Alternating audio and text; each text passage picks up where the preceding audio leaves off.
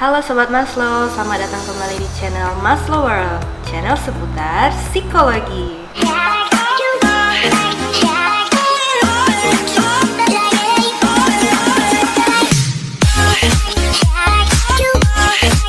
Oke, Sobat Maslow, jadi pada video kali ini saya akan membahas tentang psikodiagnostik dan ada 5 topik pembahasan kita, yaitu yang pertama, tujuan khusus psikodiagnostik, sejarah psikodiagnostik, prinsip-prinsip psikodiagnostik, pendekatan di dalam psikodiagnostik, dan tahapan dalam proses asesmen psikologis. Berikut penjelasannya. Oke, kita masuk pada materi yang pertama, yaitu tujuan khusus psikodiagnostik. Di slide saya terdapat ada 3 tujuan khusus psikodiagnostik. Yang pertama adalah klasifikasi, yang kedua deskripsi, dan yang ketiga yaitu prediksi. Kita akan melihat membreakdown tujuan-tujuan ini satu persatu. So, stay tuned. Klasifikasi bertujuan untuk membantu dalam mengatasi problem-problem dari berbagai aspek seperti pendidikan, perkembangan, dan klinis. Nah, Sobat Maslow, jadi tujuan dari psikodiagnostik untuk mengklasifikasikan misalnya hendak mengklasifikasikan intelijensi seseorang, ya, misalnya tergolong rata-rata, rata-rata atas, rata-rata bawah, atau misalnya bakat, hendak menggolongkan orang ini cenderung memiliki bakat yang bagaimana, seperti itu, misalnya dalam tes bakat minat. Kemudian misalnya kesukaran dalam belajar, jadi ada yang namanya sulit belajar spesifik seperti itu, atau misalnya yang apakah orang ini tergolong disleksia, disgrafia, atau diskalkulia, seperti itu. Yang kedua misalnya mengklasifikasikan tentang perkembangan anak, misalnya menyangkut hambatan-hambatan perkembangan baik secara fisik, psikis, ataupun sosial. Kemudian yang ketiga yaitu mengklasifikasikan klasifikasi klinis, misalnya hendak mengklasifikasikan gangguan psikis tertentu baik yang ringan maupun yang berat. Jadi misalnya ada kategorinya, untuk dapat disebut ringan seperti apa, untuk dapat disebut sedang bagaimana, dan dapat disebut berat seperti apa. Seperti itu. Deskripsi dalam hal ini tidak hanya digunakan untuk sekedar klasifikasi saja, namun bertujuan untuk memberikan pendeskripsian yang mendalam dan lebih intensif mengenai subjek atau individu. Nah, Sobat Maslow, jadi maksud dari deskripsi ini adalah psikodiagnostik bertujuan untuk memperoleh gambaran secara keseluruhan mengenai individu dari berbagai aspek, misalnya aspek biologis, aspek psikologis, dan sosial. Kemudian di sini hendak ditekankan bahwa deskripsi ini sasaran dari psikodiagnostik ini tidak lagi hanya terbatas pada orang yang dengan gangguan saja, tetapi juga meluas kepada orang normal. Saya ambil contoh saja misalnya untuk seleksi karyawan baru. Apakah orang ini disarankan untuk menempati posisi tertentu dipertimbangkan atau tidak disarankan? Untuk disarankan, dipertimbangkan, dan tidak disarankan ini tentu saja ada gambaran deskripsinya tentang keadaan diri orang tersebut, bagaimana sikap kerjanya, bagaimana kepribadiannya, bagaimana kepemimpinannya, kemudian dia punya kelebihan seperti apa yang dapat menunjang dia menempati posisi tersebut, kelemahannya bagaimana, seperti itu. Prediksi adalah meramalkan atau memprediksikan perkembangan klien selanjutnya. Nah, Sobat Maslow, maksud dari prediksi adalah kita dapat memprediksikan, dapat meramalkan kira-kira langkah-langkah seperti apa yang akan menjadi tindak lanjut untuk klien tersebut setelah kita tahu tentang keadaan diri klien tersebut. Misalnya yang untuk seleksi karyawan baru tadi, ya yang tadi memprediksikan dia dapat diterima, dapat dipertimbangkan, atau ditolak, atau tidak disarankan. Seperti itu. Oke, Sobat Maslow, yang selanjutnya yaitu sasaran. Ada sasaran dari psikodiagnostik. Jadi psikodiagnostik ini dilakukan untuk apa? Jadi mengetahui kecerdasan, mengetahui bakatnya orang, minatnya, sikapnya bagaimana, motivasinya bagaimana, emosinya seperti apa. Kemudian dapat mengetahui cita-cita maupun fantasi, hubungan interpersonal, jadi dapat juga melihat gambaran hubungan interpersonal, artinya hubungan dia dengan orang lain, baik keluarga, rekan kerja, seperti itu. Kemudian inisiatif atau kreativitas. Misalnya kalau dalam pekerjaan, ya, dalam hal pekerjaan, di sini juga psikodiagnostik itu dapat melihat ketika bekerja apakah orang ini tuh punya inisiatif atau tidak, dapat berkreativitas atau tidak. Kemudian daya tahan tuh maksudnya mampu mengolah setiap tekanan baik dari eksternal maupun internal, sehingga hal tersebut tidak mempengaruhi kinerjanya orang ini. Selanjutnya misalnya kemampuan menganalisis, pengambilan keputusan, seperti itu. Jadi kalau pengambilan keputusan berarti dikaitkan dengan hendak melihat kepemimpinannya dia. Apakah orang ini cenderung mampu untuk mengambil keputusan yang tepat meskipun di bawah banyak tekanan, banyak masalah, bisa mengambil keputusan dengan cepat dan tepat, atau justru dia mendelegasikannya kepada orang lain. Itu kalau melihat kepemimpinannya dia. Rasa tanggung jawab, kerjasama misalnya apakah orang ini ketika bekerja dengan tim mampu atau tidak tim, atau justru dia cenderung individualis. Kemudian ketelitian kerja, nah ini yang saya bilang tadi, ketelitian kerja, untuk melihat apakah dia mampu bekerja dengan teliti tanpa melakukan kesalahan, sekecil apapun kesalahan tersebut. Berarti ini ada hubungannya juga dengan sistematika, karena kalau orang tersebut mampu bekerja secara teratur sesuai dengan prosedur yang ada, dia cenderung akan menghindari kesalahan-kesalahan kecil. Dan juga melihat tentang seksualitas seseorang. Oke, Sobat Maslow, kita masuk pada pembahasan yang selanjutnya, yaitu sejarah psikodiagnostik. Pada tahun 1905, Stanford Binet dan rekannya menerbitkan tes yang dirancang untuk membantu menempatkan anak sekolah di Paris di kelas yang sesuai. Kemudian, pada Perang Dunia Pertama tahun 1917, militer membutuhkan cara untuk menyaring sejumlah besar rekrutan dengan cepat untuk masalah intelektual dan emosional. Tes psikologis menyediakan metodologi ini. Kemudian, pada Perang Dunia Kedua, militer akan lebih bergantung pada tes psikologis untuk menyaring calon tentara. Nah, Sobat Maslow, jadi sesudah tes psikodiagnostik digunakan untuk kondisi perang seperti yang tadi pada Perang Dunia Pertama dan Dunia Kedua, untuk seleksi tentara, ya, calon-calon tentara. Sesudah itu psikodiagnostik itu kemudian lebih berkembang, yaitu tes-tes yang diciptakan atau dikembangkan itu mencakup berbagai variabel psikologis, tidak hanya untuk intelijensi tetapi juga untuk kepribadian, untuk fungsi otak atau kognitif, performansi kerja, dan masih banyak lagi aspek psikologis dan sosial yang lain.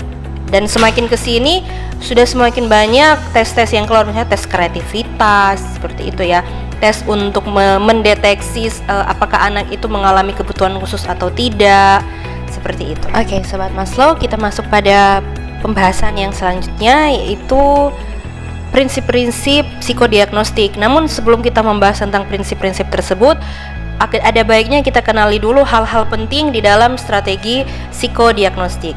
Berikut penjelasannya. Hal terpenting yang pertama dalam strategi psikodiagnostik adalah harus tepat guna.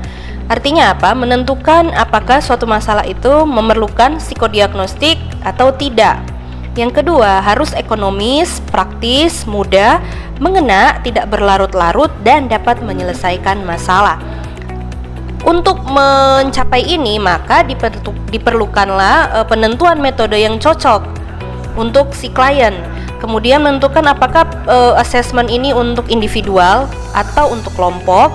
Kemudian menentukan alat bantu seperti apa yang digunakan untuk mengumpulkan data. Apakah menggunakan wawancara, apakah menggunakan observasi atau psikotes. Seperti itu. Oke, Sobat Maslow, kita masuk pada pembahasan yang selanjutnya, yaitu prinsip-prinsip psikodiagnostik. Ada beberapa poin di dalam prinsip-prinsip ini dan kita akan membahas satu persatu. Berikut penjelasannya. Prinsip yang pertama yaitu memberikan perlakuan yang sama kepada semua individu yang dites. Artinya di sini tidak ada keberpihakan ya, seperti itu. Contoh saja ketika psikotes klasikal atau tidak hanya satu orang, ada beberapa orang yang dites secara bersamaan. Jadi kita sebagai penilai atau kita sebagai orang yang akan melakukan assessment tersebut ya harus bersikap adil, harus memperlakukan mereka sama, seperti itu. Prinsip yang kedua yaitu ada kesadaran individu untuk menjalani psikodiagnostik. Seperti yang kita ketahui bahwa psikodiagnostik ini pasti punya tujuan tertentu berdasarkan sasaran yang tadi, misalnya untuk bakat minat, untuk intelijensi. Misalnya saja untuk intelijensi, kalau misalnya si individu tidak menunjukkan kesadaran, artinya dia merasa enggak penting-penting banget, sehingga tujuan psikodiagnostik tersebut tidak akan tercapai. Tapi kalau dia sadar bahwa apa yang akan dilakukan dalam assessment itu penting untuk dirinya sendiri, maka dia akan melakukan yang terbaik. Prinsip yang ketiga yaitu tersedia sarana dan prasarana untuk pemeriksaan psikologis. Ya jelas saja ya, jadi untuk tercapainya suatu tujuan psikodiagnostik tersebut harus ada ruang pemeriksaan yang memadai, waktu yang cocok dan cukup. Prinsip yang selanjutnya adalah biaya pemeriksaan yang terjangkau oleh klien. Jadi untuk tarif ini memang disesuaikan dengan daerah tempat psikolog itu bekerja. Kalau di daerah yang perkotaan yang besar, tentu saja tarif yang dipasang itu memang lebih tinggi daripada psikolog yang memang bekerja di suatu daerah yang kecil. Oke, prinsip yang selanjutnya yaitu yang kelima adalah psikolog harus profesional untuk tugas tersebut. Dalam hal ini misalnya merahasiakan data klien. Nah, itulah sebabnya diperlukan yang namanya informed consent terlebih dahulu yang harus ditandatangani oleh klien dan psikolog. Salah satunya adalah hendak menjaga kerahasiaan dari klien tersebut, baik nama, baik permasalahannya, dan jika psikolog melanggar hal tersebut, artinya dia membocorkan identitas dan juga masalah dari klien kepada orang lain, maka psikolog tersebut akan terkena undang-undang. Itulah kenapa di dalam psikologi juga itu ada kode etik yang melindungi, seperti itu. Oke, sobat Maslow, kita masuk pada pembahasan yang selanjutnya yaitu pendekatan di dalam psikodiagnostik. Ada dua, informal dan formal. Kita masuk dulu pada pendekatan yang informal, yaitu tentang sumber kesalahan penilaian dalam psikodiagnostik. Terdapat dua sumber kesalahan dalam kesalahan penilaian dalam psikodiagnostik. Yang pertama bersumber dari si penilai sendiri, dalam hal ini misalnya psikolognya, dan yang kedua bersumber dari klien. Kita akan breakdown satu persatu. Berikut penjelasannya. Kita masuk pada sumber kesalahan penilaian yang bersumber dari penilai sendiri atau misalnya dalam hal ini psikolog. Yang pertama adalah adanya desas-desus atau hearsay. Artinya apa? Sudah ada cerita dari orang lain tentang klien yang disampaikan kepada psikolog ini yang dapat membiaskan si psikolog ini. Kemudian yang kedua terjadinya halo effect. Halo effect ini adalah kesan pertama. Misalnya kesan pertama yang ditampilkan oleh si klien itu dia datang dengan keadaan murah senyum ya, ramah dan sebagainya, sehingga kemudian si penilai atau si psikolog ini menganggap bahwa orang tersebut memiliki kepribadian yang baik, padahal belum tentu seperti itu. Itu bisa saja hanya persona yang dipakainya. Seperti itu. Yang selanjutnya yaitu adanya stereotip atau stereotype. Kurang lebih ini sama dengan hearsay ya, sudah ada desas-desus. Jadi menilai klien itu berdasarkan persepsi kelompoknya dan mempengaruhi penilaian objektif dari si psikolog ini. Kemudian yang selanjutnya adalah efek sikap lunak atau toleransi dari psikolog ke kliennya. Jadi si psikolog ini kurang bisa tegas terhadap klien. Ya bahasanya tidak tegaan seperti itu. Harusnya memperlakukan secara tegas seperti ini, tapi karena ada perasaan tidak tega, tidak enak, kasihan dan sebagainya, akhirnya hal tersebut tidak dijalankan, dan itu tentu saja mempengaruhi objektivitas dari sebuah pengukuran atau assessment. Kemudian yang selanjutnya adalah konsep diri dan mekanisme pertahanan diri dari si penilai. Oke, Sobat Maslow, kita akan masuk pada sumber kesalahan penilai yang bersumber dari klien sendiri. Ada dua. Yang pertama, karakteristik si klien ini adalah orang yang sukar dinilai. Misalnya saja dia orang yang cenderung tertutup, tidak mau terbuka seperti itu, sehingga si psikolog ini atau si penilai ini sulit untuk menentukan orang ini itu seperti apa. Bisa juga dipengaruhi oleh yang kedua, yaitu tendensi untuk atau kecenderungan untuk memberikan penampilan yang baik, faking good. Yaitu jadi kayak tadi ya, ada halo efeknya. Ketika datang dia ramah ya seperti itu, kemudian dia vokal, komunikasinya baik. Atau misalnya faking itu tidak hanya faking good, ada juga faking bad. Faking bad, kalau faking good kan tadi menunjukkan penampilan yang baik. Kalau faking bad, dia menunjukkan penampilan terburuknya.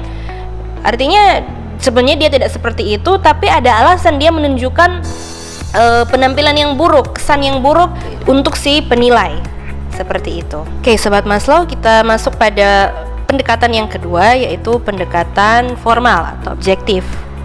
Yang pertama yaitu untuk mengukur kemampuan individu serta kepribadiannya dengan lebih objektif, itu membuka perkembangan ke arah psikometri, statistik, kemudian perhitungan kuantitatif, dan hal ini kemudian memegang peranan penting di dalam suatu psikodiagnostik. Kemudian penyusunan tes yang objektif itu dikatakan objektif itu membutuhkan yang namanya validitas, reliabilitas, standarisasi, norma, dan kriterium. Prosedur yang formal ini berguna untuk menegakkan suatu patokan pemeriksaan yang objektif. Seperti itu. Tahapan yang pertama adalah klasifikasi dari masalah klien untuk memperjelas masalah yang dihadapi, termasuk menetapkan tujuan pemeriksaannya. Yang kedua yaitu pendayagunaan pengetahuan dan kemampuan yang berhubungan dengan tujuan pemeriksaan psikologi. Yang ketiga yaitu pengambilan data. Pengambilan data dan penggalian data informasi klien dengan menggunakan metode dan teknik yang dipilih. Dan yang terakhir, interpretasi data. Setelah data terkumpul dan diproses, penilai atau dalam ini psikolog selanjutnya melakukan interpretasi yang berhubungan dengan pemeriksaan dengan cara mendeskripsikan klien dengan pertimbangan seluruh data yang terkumpul dari 3 fase sebelumnya. Oke, Sobat Maslow, tibalah kita di penghujung video kita dan saya sudah menjelaskan poin-poin pembahasan kita pada video kali ini. Selanjutnya untuk menindaklanjuti pemahaman kalian, saya akan mengirimkan link Google Form dan kalian akan mengikuti kuis tersebut. Lalu untuk presensi juga akan saya lihat dari link Google Form tersebut. So, sampai jumpa di Google Form.